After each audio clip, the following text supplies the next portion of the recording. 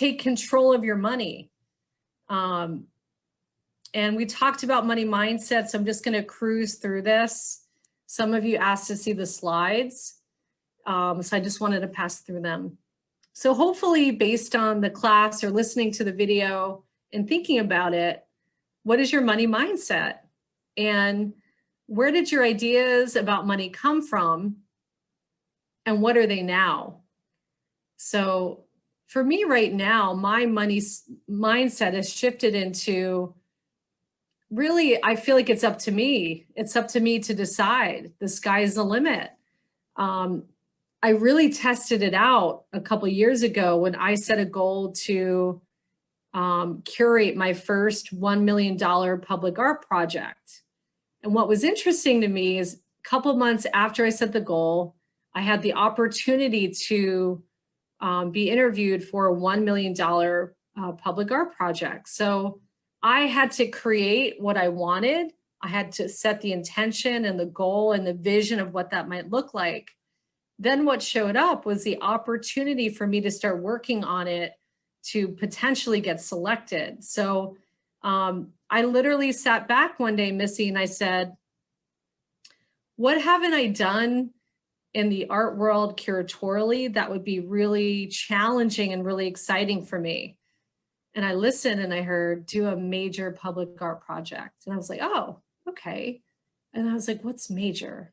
And then I thought $1 million is major for your first project. So I literally created that from nothing. I created the idea of it, the goal. So whatever you want to do now, that's part of your goal setting and that's part of your mindset. So I talked last week about how my definition of a money mindset is getting rid of all the limiting beliefs that are preventing you from taking powerful action and viewing the world through an opportunistic lens in order to achieve unlimited abundance in your life. All of us here want abundance at whatever level is important to us. Some of you might want a different level of abundance than others. So you're the driver of your career and what that looks like. There's no one size fits all. You could put 10 people in one room, 10 artists, and say, what's your financial goal? What's your financial goal? You're going to get 10 different answers. So this is where really sitting back and processing and thinking about what's important to you comes into play with all of this.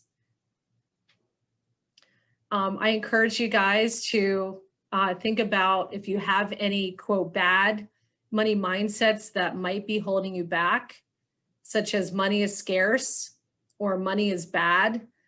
Think about the last year.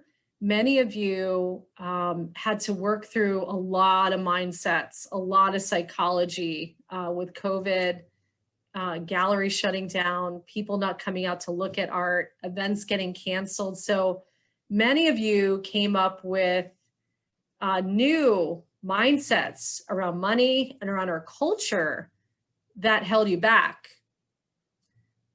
Sometimes it's good to be aware of what the cultural vibe is going on around a particular thing, because you don't want to get sucked into the energy and just decide that this is the way it's going to be for the next year.